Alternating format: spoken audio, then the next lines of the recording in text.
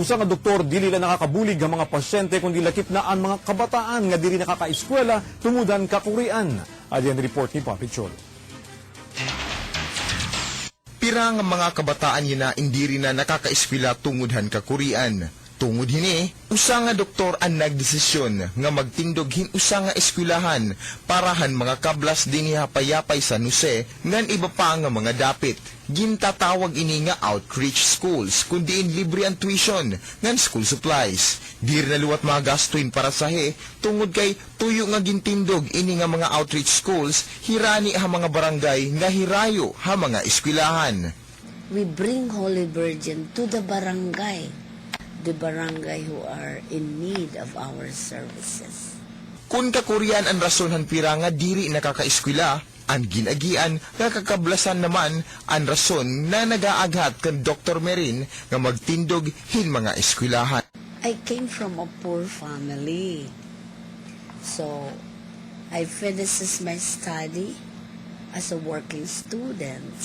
If I am now successful, I have to help other people. Kung ikaw hin usa nga Kristiyano, dapat maaram ka maghatag. Kung ikaw hin nakakakarawat. Asa para haamon, ini nga gimpakita ni Ma'am Conchita Merin, usala anang masisiring.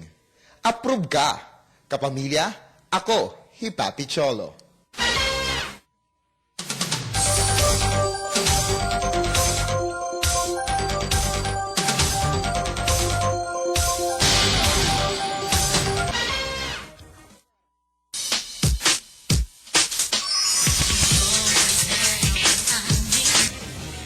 Kaupo naman ni Daddy Ojo ang sikat ng mga mulopyohan panalaron. Daddy Ojo. Kumusta mga kapamilya? Your Daddy Ojo is back. Nanadi ko yun na Barangay 6 Panalaron! Ngan, upod ko ang mga masigasig ng mga responsable nga kabataan gihapon, nga mga gwapong nga magusay, kita at mga naong.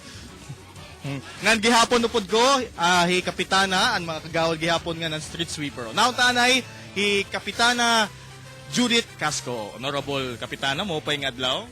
Mo pa yung kulupay matanan, labi na ang mga kapamilya.